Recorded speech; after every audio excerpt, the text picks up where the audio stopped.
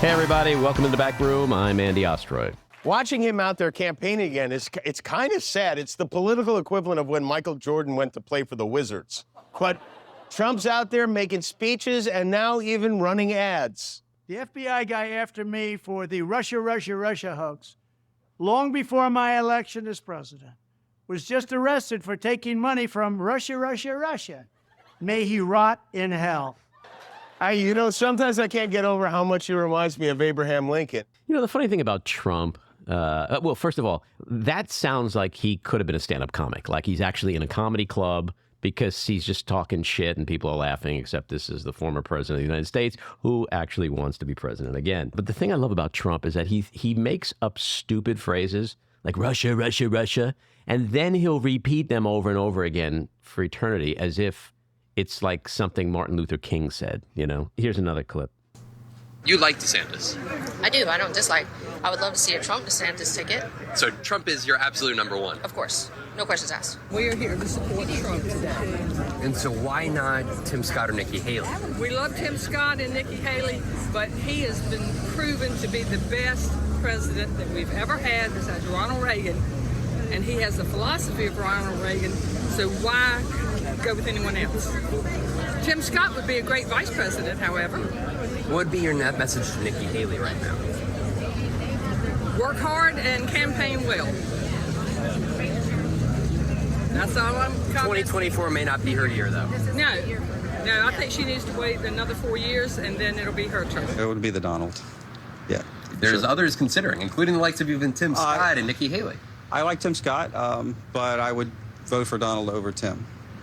So, yeah. And what about Nikki Haley? Nikki Haley, she wouldn't even be as high as Tim. I've met Tim Scott before. I like him, but Nikki Haley, I just don't think she's prepared for that level of position. And DeSantis? DeSantis would be an interesting question that it would be hard to vote against. What would be ideal would be Donald DeSantis ticket. That would be fantastic. We have an exciting episode for you today. We have California Congressman Ted Lieu coming up shortly. But let's talk about this Trump 2024 presidential campaign thing for a second, which brings us to our two big things of the week. So this week, Nikki Haley, she announced that she's running, which prompted Trump to post on his Truth Social, Nikki has to follow her heart, not her honor. She should definitely run.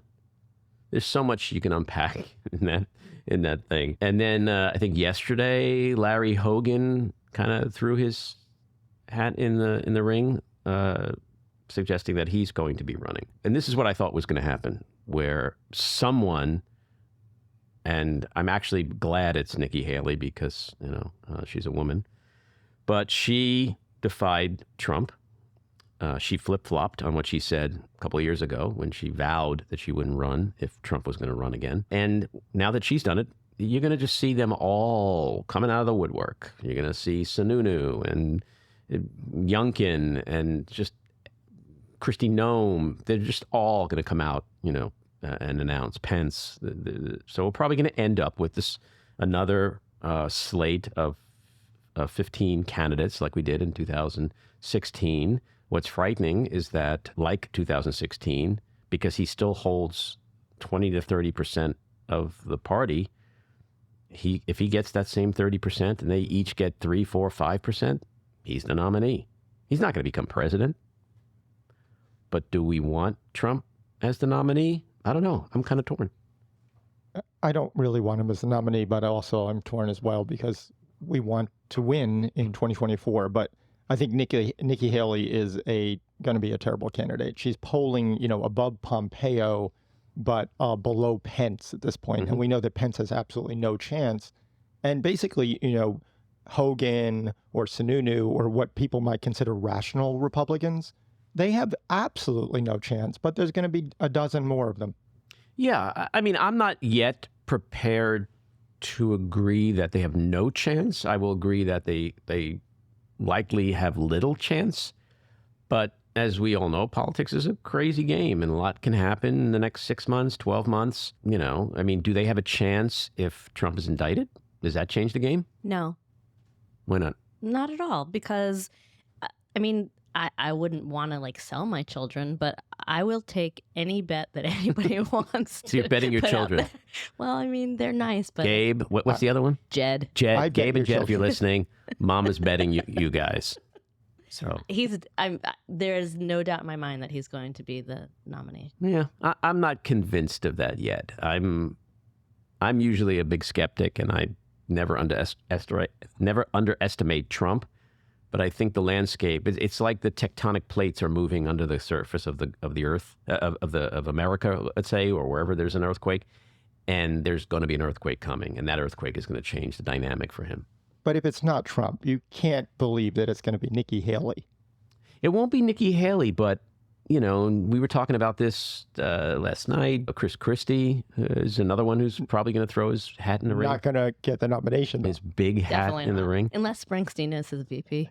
But if you look at all the hardcore conservatives that we know and now love, who not only voted for Biden, but have spent the last several years fighting to get rid of Trump and Trumpism, would those guys go back and vote for a Haley or a Hogan or Chris Christie or a Youngkin, even a DeSantis? Are they going to get back those votes? Not during a primary. I'm just trying to understand what base you're looking at, because it's not the Republican base.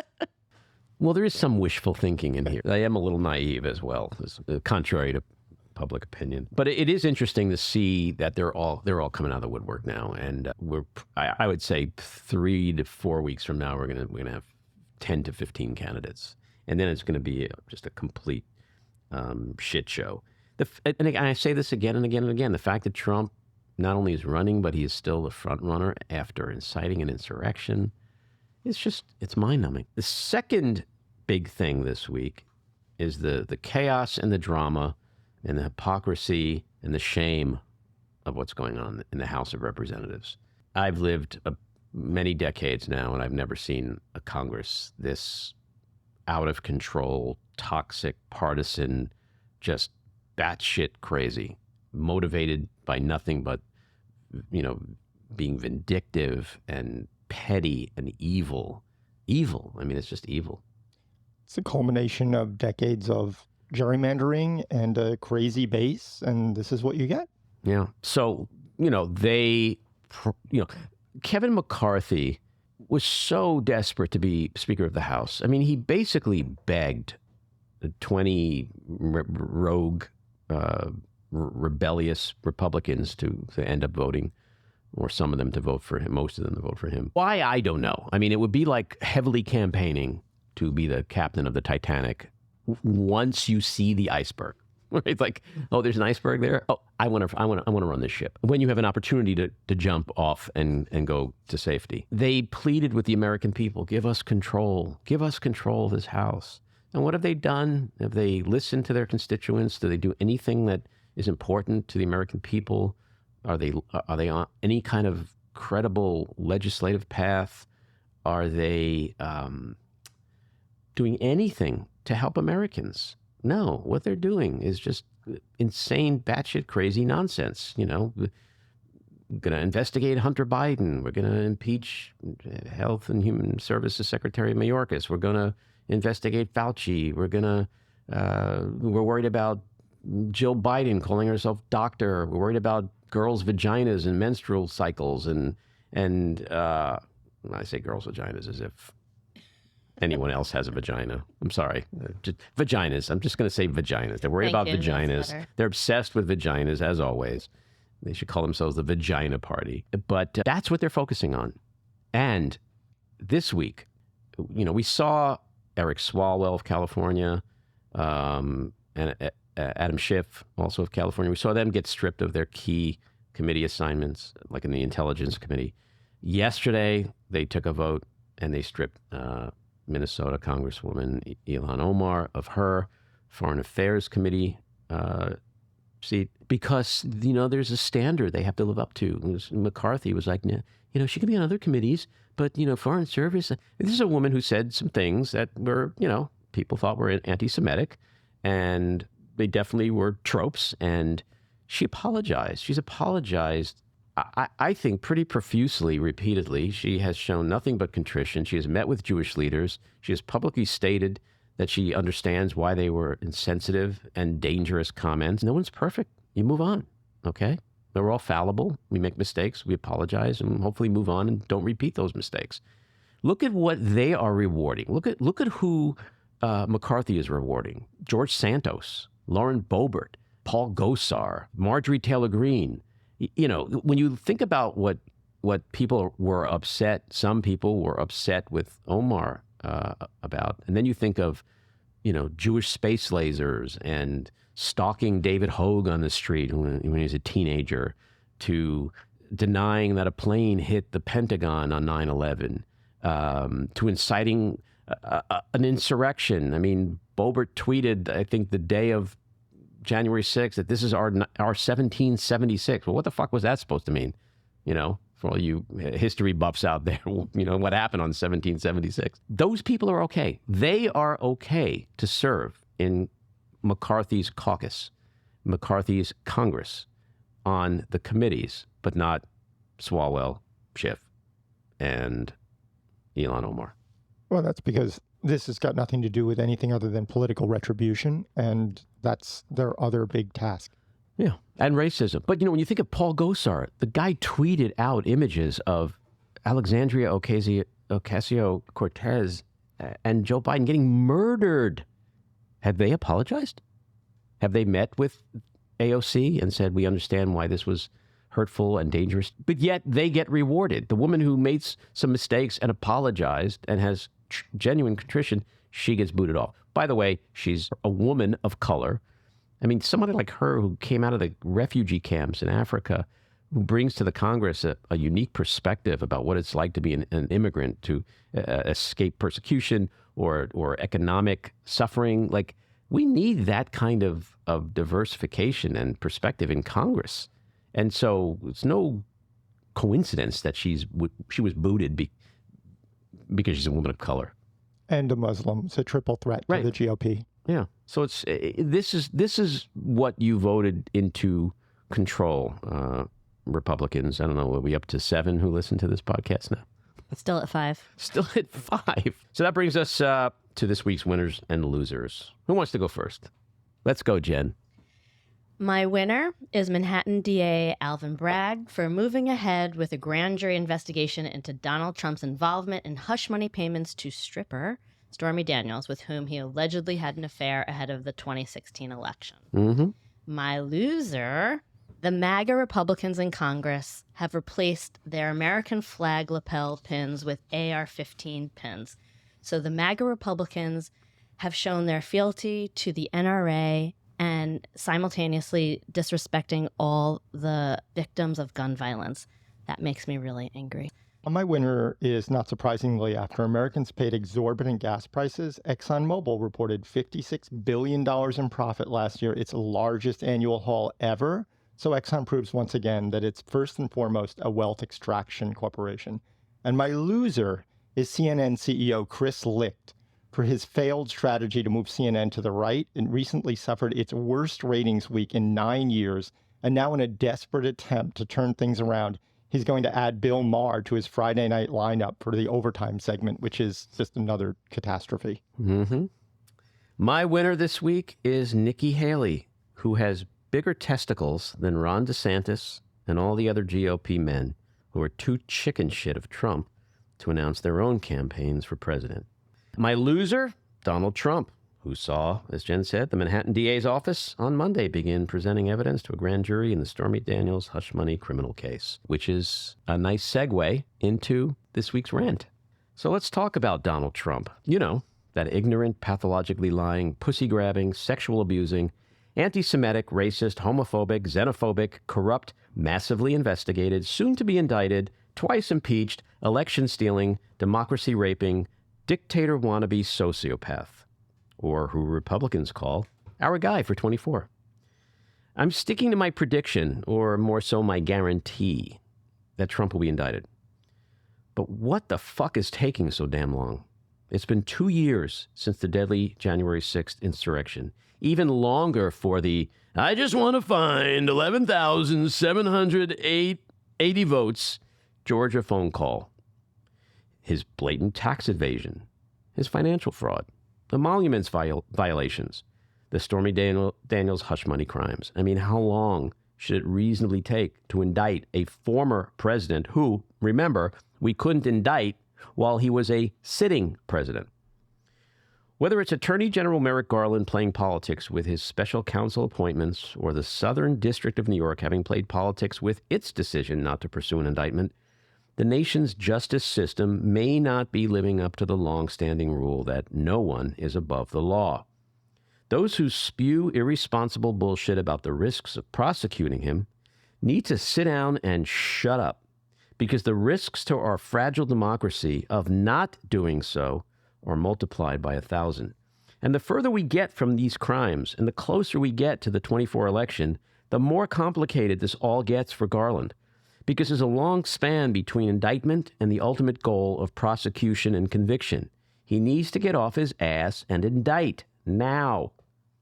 Donald Trump was not a king or a dictator, and he cannot be above the law, because if he is, the next, much smarter Republican president, armed with a jacked-up GOP Congress, poisoned by tribal partisan toxicity, may achieve the absolute power Trump was too stupid and inept to obtain. And then our democracy is truly dead. So let's bring out Congressman Ted Lieu. He represents California's 36th congressional district in the United States House of Representatives. Ted is serving in his 5th term in Congress and currently sits on the House Judiciary, Foreign Affairs, and Science, Space, and Technology committees. He was also elected by his colleagues to serve as vice chair of the Democratic Caucus, making him the highest-ranking Asian American to ever have served in the House leadership. Ted is a veteran, having served on active duty and then in reserve for the Air Force. He retired from the reserve in 2021 with the rank of colonel. Congressman, welcome into the back room. Honored to be on your show, Andy. It is an honor to have you here. You are one of my favorite people in Congress and one of the toughest fighters that we have on our side. So it is truly an honor to have you here. I do want to get into all the meaty stuff, but I just want to take a couple of steps backward and get to know you a little. One thing I noticed that I love is your Twitter bio. You say you are a husband of Betty, the love of my life, father of 2 great kids. You're a United States Air Force veteran, member of Congress, in that order. And also, empathy is good. That's a great bio. Was that your first Twitter bio, or was that like a work in progress that you landed on eventually? That was a work in progress. I always knew those facts to be true. Mm-hmm. I just never really put in a bio that way. But I think one of my original bios was under the former president, and I think I said something to the effect of that I don't work for Putin. Yeah, that you might want to keep that one in, even and maybe amend it a little to make it more updated. I want to talk to you about your childhood. I want to know what you were like briefly. Were you always political? Did you always have your eye on this crazy game, or was that something that came to you later on in life? Your real. Oh, it came to me later. My parents immigrated here, and we were poor. We started off living in the basement of a person's home, and they went to flea markets to sell gifts to make ends meet. Mm-hmm. And eventually, through hard work, they were able to open one gift store in a shopping plaza. Then they worked 7 days a week, saved up their money, and then they opened over 6 gift and jewelry stores and shopping malls. My brother and I helped watch those stores because we were free labor.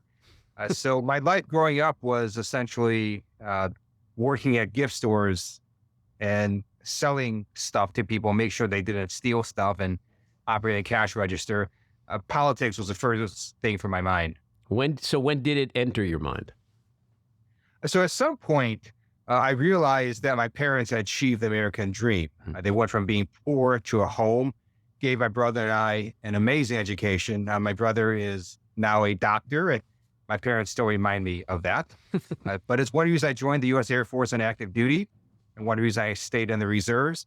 I retired last year at the rank of colonel, and it's one reason I'm in politics, to make sure that this dream remains open for people who want to work hard and succeed.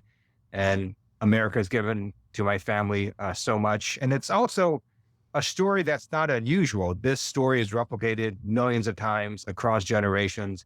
And America is really an exceptional country that allows this to happen. Mm-hmm. And when you were going through that aspirational process and inspirational process and looking at Washington and saying, okay, if I want to be a part of the system, and you can't really change the system unless you're part of the system. Is there much difference in what you think now versus then? Are you at a point today where you're like, how the hell did I get into this crazy system? Because it is nuts now. And it probably wasn't that way when you first started thinking about politics, even before you ran. It was a much different game. That is correct. My first elected position, I was on the Torrance City Council, where I live with my wife and 2 kids, and it's our hometown. And so you worked on a nonpartisan basis, and we got a lot done. And then when I went to California State Legislature, I was there for nearly 9 years.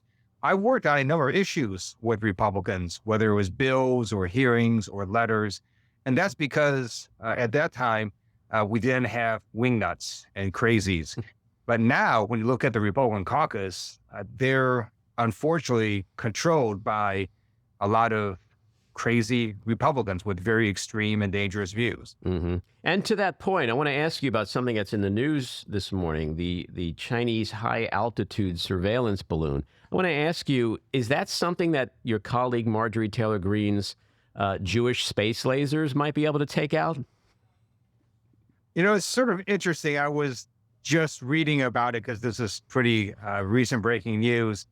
And I was wondering, well, why didn't the United States take it down? And so we're going to sort of get briefings on that. My sense, they didn't want debris to be, hitting on anybody. And maybe that's a legitimate reason, or maybe they didn't think it was that big a deal. I don't know. So we're going to get briefed on that. Mm-hmm.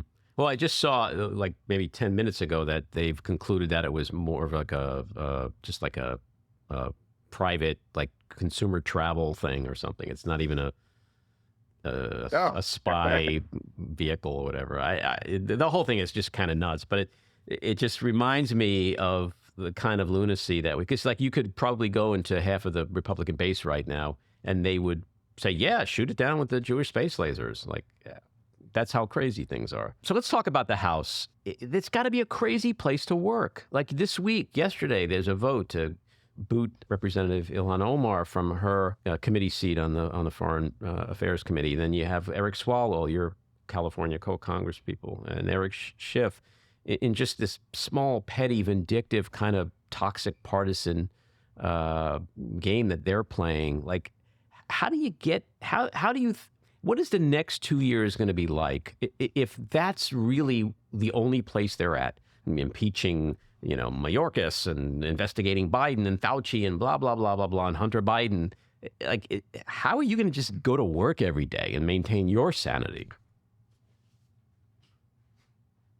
Democrats are absolutely going to highlight that we are focused on putting people over politics, on better paying jobs, lower costs, and safer communities. And we're going to show the Republicans instead are focused on extreme and dangerous ideas like imposing a national sales tax of 30% and focused on stupid stuff. Mm-hmm. Like what did Twitter say about a widespread New York Post story about Hunter Biden's laptop? Mm-hmm. Now, on the very specific issue of removing Adam Schiff, Eric Swalwell, and Ilhan Omar from committees, I just want to note that none of them strengthen workplace violence. Mm-hmm. The reason that Representatives Greene and Gosar on the Republican side were removed is because they were threatening workplace violence. Mm-hmm. Any member of Congress who does that should be removed. I don't care whether they're a Democrat or Republican. And for the House Republicans to somehow equate these folks is absolutely nonsense. It's like comparing apples and automobiles. So Democrats are actually going to highlight that we're focused on trying to move the American family forward, and Republicans are focused on extreme and dangerous ideas and also stupid stuff. Mm-hmm. And it's not even workplace violence, so to speak. The images were depicting murder of your colleague, Alexandria Ocasio-Cortez, and even President Biden. So it's just like the worst of the worst. And yet, people like them, Marjorie Taylor Greene, Boebert, Gosar, Santos, they're rewarded with these key committee positions. At the same time, people like Omar and Schiff and Swalwell are punished for, I mean, Representative Omar, I'm a Jew, so I'm not going to diminish that controversy. There were people upset about the things she said, but she has apologized. I've seen her apologize multiple times. I've seen the contrition, which appears genuine. I've seen her say that she's met with Jewish leaders and she understands how her comments could have been insensitive and hurtful and even dangerous. And so there's a process that she, as a human being, went through that hopefully, we all go through, where we make mistakes and understand the mistakes we made and the hurt that came out of it and apologize and move on as a better person. And but Swalwell, I mean, what is even there for Swalwell and Schiff? It's nothing. It's just pure vindictiveness over Gosar and Green. So one reason that this is happening is because the House Republican Caucus has now been captured by the crazies. And how do we know that? Well, just see how long it took Speaker McCarthy to be elected Speaker. He knew for over 2 months since last November that he was going to be Speaker. He had all that time to lock up his votes. And what's the reason he went through 14 humiliating rounds of losing on national TV? Because he didn't want to make the concessions that he then made on the 15th round. So that's what happened. He made all these concessions that he held out to not make, and then he was forced to make them, and they were giving the extreme, dangerous wing of the Republican caucus tremendous power. And so we're going to see if he can govern the next 2 years. I know that one of his major promises was that the Republicans are going to read the Constitution on the first day on the House floor. He couldn't even execute that. And what's going to happen? What do you think is going to happen with Santos? And then I want to ask you about the debt ceiling and where you think that's headed. So let's talk about Santos. Is he 30 days from now, 60 days from now? Are we going to be talking about a much different story? Or is it just going to be the same? Like, we can't believe Santos is still there. And do we want him there? Do we want to hold him up as Democrats and have him there? Isn't he like the biggest, poster boy for all of this corruption and toxicity and ineptitude? For the good of their institution, of our country, I believe George Santos should resign. He should listen to his constituents, where now upwards of 80% want him to resign. Because of pressure from Democrats and from his constituents and a few Republicans, Santos has now resigned from his committees. He is still a member of Congress, unfortunately. I think he needs to look at himself in the mirror, figure out who he actually is, and then resign from office. And do you think that's going to happen? Expulsion certainly doesn't seem like a likely outcome. So it's either resignation or he's the poster boy for 2 years. I don't know, because every other day you see another story about George Santos that seemingly gets worse. And when you're talking about campaign finance violations at a scale he's making them, such as admitting that a loan of hundreds of thousands of dollars did not come from him, that's a felony. No one can give any elected official for federal office a loan of hundreds of thousands of dollars. That is multiple times way past the campaign finance limit. And then media reports show that a number of his campaign finance reports list donors that actually don't exist. They don't live at those addresses, or they're not real people.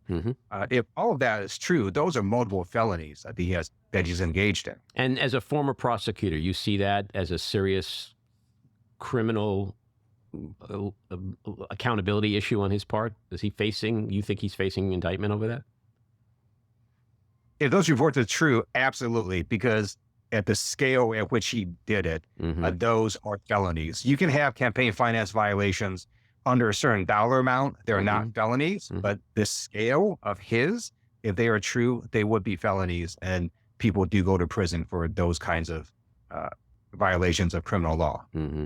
And as far as the debt ceiling is concerned, I know we've sort of kicked that can down the road till June or so, and Biden and McCarthy had their big meeting this week. Neither of them came out publicly and said anything really substantive was discussed or agreed to. McCarthy seemed to equivocate on just where he even is in the process, and your opponents across the aisle have not put forward anything that in terms of what they're looking for, and so how does the negotiation start?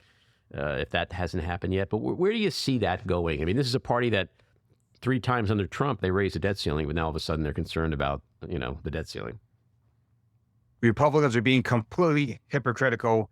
They routinely raise the debt ceiling under Republican presidents, and then under Democratic presidents, somehow they say they don't want to raise it.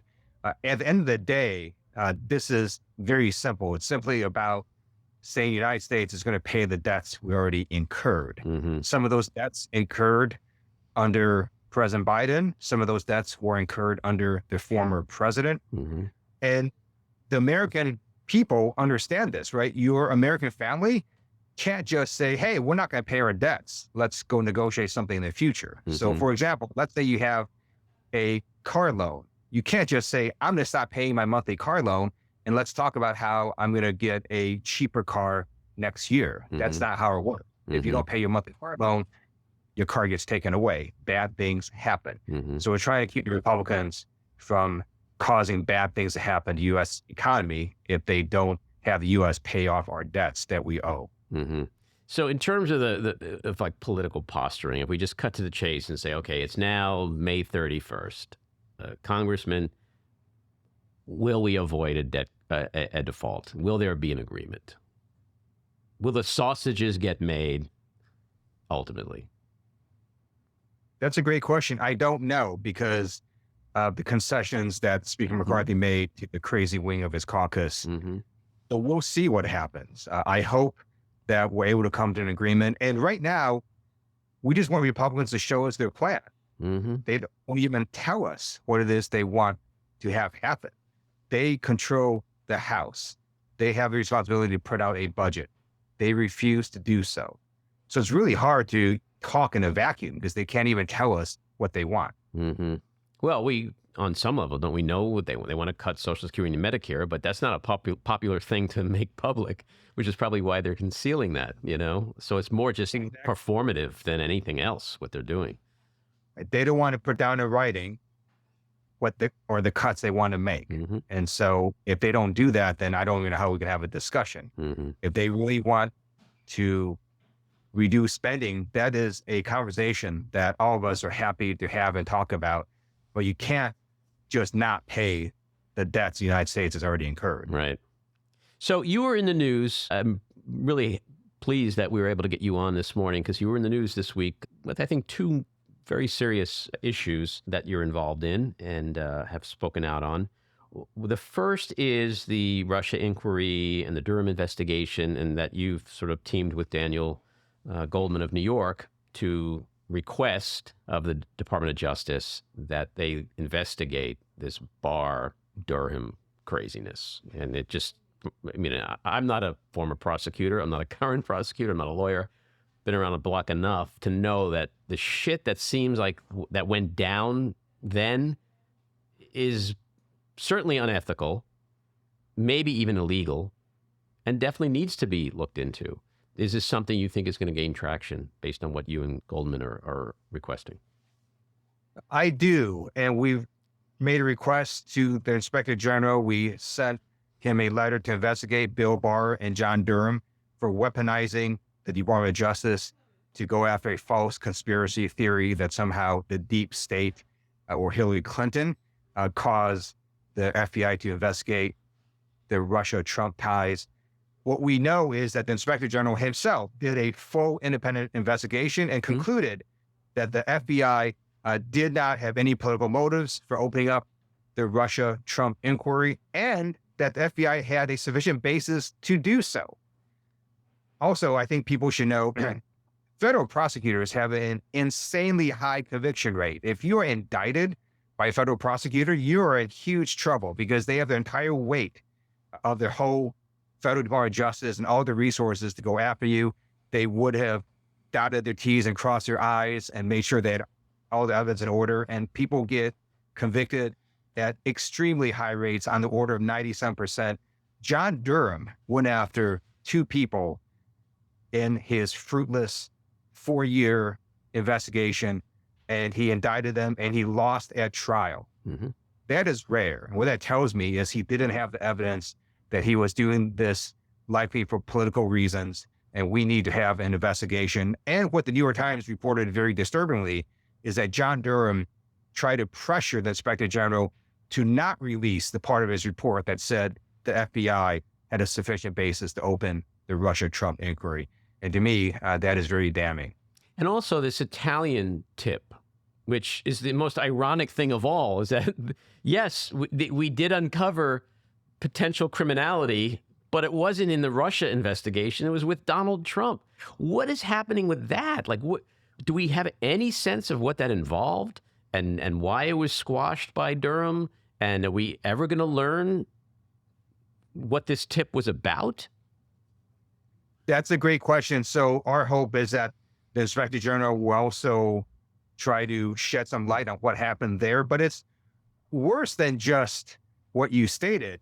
What the American public saw and believed is that the criminal aspect of John Durham's probe was about somehow FBI officials or other Department of Justice officials who may have done something improper in the Russia-Trump inquiry, when in fact it was the very former president himself, Donald Trump. And this entire misleading narrative was allowed to go out to American people, and John Durham and Bill Barr never corrected that. And that is a huge, to me, violation of legal ethics. And certainly, I think they should be disciplined for what happened there. Mm-hmm. When you put this together with everything we know about the Republican Party of the last 7 years, 8 years, everything we know about Trump, isn't the one thing that it never ceases to amaze me, and that I'm just continuously, ultimately fascinated by, is just the fact that everything they accuse Democrats of, they are literally the ones that are guilty of it. Like, that there's an entire base of the Republican voter that is just completely clueless as to the colossal level of corruption and, dare I say, treason committed by Trump, his aides, his cabinet, his associate. I mean, isn't that just startling that we still can't get accountability on any of that yet? Now, it may be imminently changing, perhaps, hopefully, but that this guy is still running for president, that he's still considered a legit candidate. Like, isn't it just mind-boggling after January 6th alone? I don't disagree with anything you just said. I do want to offer some words of hope. Normally, Please. the party holding the White House gets crushed in the midterms. Mm-hmm. This time, Democrats actually increased seats in the Senate. We way overperformed the House, almost holding it. And that's because American people actually realized, I think, exactly what you said. They saw what was happening, that you had one party, Democrats, that were the adults in the room. And then you had this other party that was going off a cliff with denying elections, with believing QAnon conspiracy theories. And I think the American people are starting to understand more and more how extreme the Republican Party is. That's what the polls show. Also, at the end of the day, I do think the facts speak for themselves.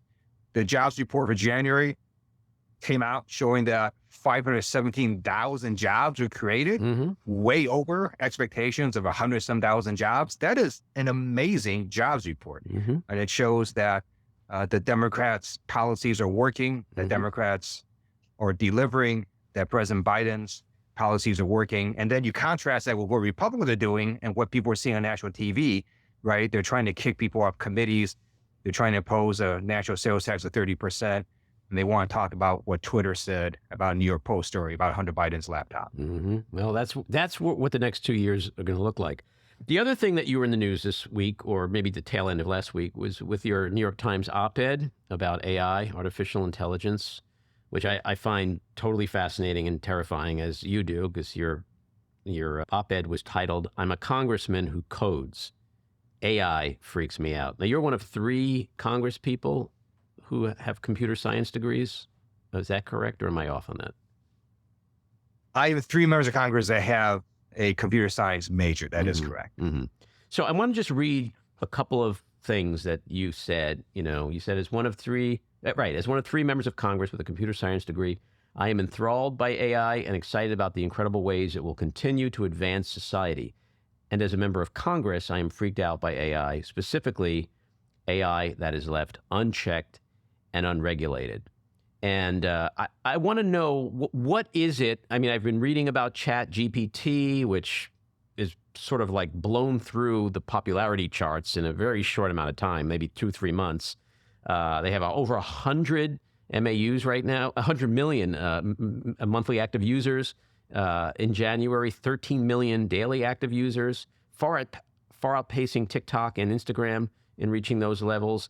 Just this week, the bot passed U.S. medical license exam, which is terrifying. How dangerous are these chatbots? And what are you most concerned about? So as a recovering computer science major, I am enthralled and amazed by artificial intelligence and what it's done for society and will continue to do in terms of benefits. I am also freaked out by the potential harms. So artificial intelligence is incredibly disruptive, and it's going to cause, first of all, a number of jobs to be eliminated. It's also going to create new jobs. And I think we as a society have to prepare and think about how our society is going to transform. ChatGPT, for example, already makes it very difficult for professors and teachers to know if an essay was written by their student or by a computer. And this is just the first public version. The next release, the next upgrade is going to come out in about 1 or 2 months. It's going to be even better. I actually saw a demonstration of the next version. And then, you know, a year from now, 2 years from now, it's going to get even better. And at some point, you're going to have such amazing artificial intelligence do so many tasks that humans currently do that it's going to result in a lot of people having skills that society no longer needs. What do you do with that? And what we've seen with automation is it's eliminated a number of blue-collar jobs. Artificial intelligence is going to eliminate a number of white-collar jobs. And I don't think society is ready for this yet. And specifically, what is it that's going to be eliminated? Is it the people who sit and research and put together details? Like, is that the function of, in other words, the people who lose jobs are going to be replaced by similar people, but who have ChatGPT type skills so that they can make their jobs more efficient and not have to use as much, man or woman hours in getting the job done? Like, where is the real risk to middle managers and people like that? That's a great question. So in addition to ChatGPT writing the first paragraph of my op-ed in New York Times, which was terrifying, by the way, we also actually wrote a piece of federal legislation entirely with ChatGPT and submitted, and is now referred to a committee in Congress. And I was very pleased to have been appointed to the Science, Space, and Technology Committee. The press release announcing that was written with ChatGPT, and we jokingly had ChatGPT also, in the prompt say, and please say that, Ted Lieu's communication staffers are wonderful people who are not going to lose their jobs. Now, it was sort of a joke, but I do want to know that press release took basically 30 seconds to generate. And so it does increase efficiency. So one of the potential benefits of this is that we're basically going to be able to have a 4-day work week achieve the same productivity that we do now. So that is what we want to move to, right? We want to move to a place where artificial intelligence helps us become more efficient, more productive. The detriments are we're going to have to figure out, how do we have other jobs or new possibilities for people who no longer can have the jobs that they do, or less people in the jobs that they currently are in. Now, so speaking to your worst fears, how do we, obviously regulation is the whole point of what you're talking about and pushing for. How do we ultimately prevent misuse and abuse? For example, I'm a huge New York Knicks fan, right? I went to Madison Square Garden the other night with my son. We saw LeBron James and the Lakers play. And I learned through your op-ed that James Dolan, who is a terribly unpopular, inept NBA owner, unlike someone like a Mark Cuban, he's decided that he's going to use this type of AI with specific facial rec technology so that if instead of me being Andy Ostroy, podcaster, if I was Andy Ostroy, litigator, who was involved in a lawsuit in my firm against MSG Entertainment, facial rec would stop me when I present my ticket, and someone would say to me, "You can't come in because you're on an attorney exclusion list." He is currently doing that. And there are people that have lost. This is one woman I read about. She showed up with a Girl Scout troop for their annual event, and she was chaperoning her kid and this girl, and she couldn't get in. Other people were there for birthdays and celebrations, and they couldn't. That's dangerous. I think James Dolan is an asshole. Am I now going to end up on some exclusion list where if I show up at a game next week at Madison Square Garden, they're going to be like, you know what? You're on the exclusion list. You can't get in because you pissed off a very insecure James Dolan. I worked over 2 years on facial recognition with multiple stakeholders, and we did introduce a bill this year to regulate facial recognition. So in addition to the privacy concerns that you identified, it also currently is less accurate for people with darker skin. And so if you deploy this all over the place, not only are you going to be invading people's privacy, but also minorities are going to be misidentified at higher rates. And to me, that's just a massive equal protection violation. So there's all sorts of problems. Now, from this experience, I did realize, because it took so long to even introduce a bill that made sense, that there's no way that you could just legislate and regulate artificial intelligence on every specific application of AI. It'd be sort of impossible for Congress to do that, which is why I think ultimately we're going to need some sort of federal agency to regulate AI. Also because federal agencies are much more nimble. If they make a mistake, they can correct it without needing another act of Congress. And I think that's the direction we're going to have to go. And that's why I'm working on legislation right now to create a bipartisan blue ribbon commission to make recommendations to Congress on how we would establish such a federal agency. Or if we're not, how else we can go ahead and regulate AI in a way that makes sense. Yeah, and this is all truly terrifying in its worst case scenario. And you tweeted something else yesterday about the Aurora supercomputer. You said, what happens when you combine revolutionary software advancements in AI with revolutionary hardware advancements such as exascale computers that are 1 million times faster? I don't know, but I know society is not ready for this. We need to prepare now. So it just seems like this problem is getting compounded with software and now hardware issues. And can we keep, one of my favorite things in the last few years was to watch Congress grill Mark Zuckerberg, and when you see these Chuck Grassley trying to understand social media, these people are clueless, right? How are they supposed to wrap their old, white, rich, Republican, conservative heads around AI and Aurora supercomputers? So I think one way is to think about AI in different buckets in terms of consequences. One is job displacement. Another is the privacy issues we talk about, or discrimination issues related to bias. Another bucket are things that can kill us, right? And so I was looking at the comments to that post I made, and a number of them sort of said Skynet. So if anyone watched Terminator movies, that's basically the computer program that took over the world. Mm-hmm. But that is not just a science fiction possibility. So I'm working on legislation right now that thinks about, okay, where do we need a human in the loop? And one of those areas to me is the launch of nuclear weapons. Mm-hmm. And my view is, I don't care how advanced AI is, we cannot let it alone make the decision on whether to launch nuclear weapons. We need to make sure there's a human who actually makes that decision for any nuclear weapon that is launched at any point in time. Mm-hmm. So I think another thing we have to think about is, how do we put limits on AI in places, in areas that can kill us? Mm-hmm. Well, good luck with that.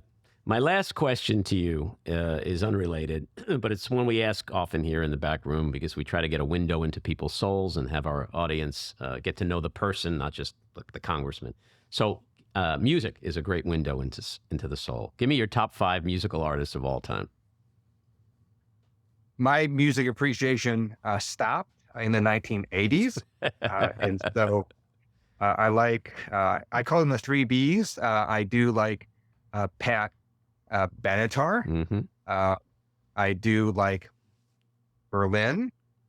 I do like Blondie. And then you want me to give you two more, or maybe let me try to think of some recent ones. And you can use another letter in the alphabet, by the way. So I did actually. This is not recent. Elton John, I do like, and I am a little sad that he has no more tours in the United States, and he's going to do a few more tours, I think, in England. But he has an amazing list of songs that's just quite unbelievable to listen to them. And then I do have a band that I think people might be surprised I like. It'd be Cinderella.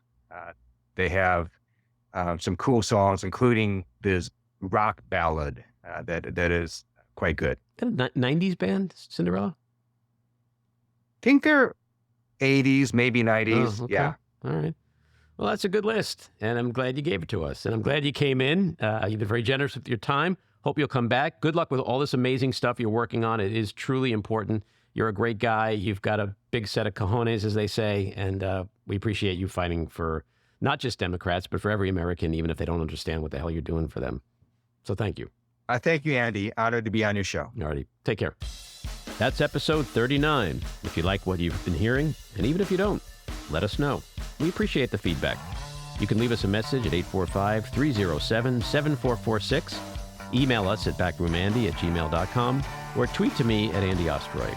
And when you listen, please take a quick moment to rate and review. It's very helpful.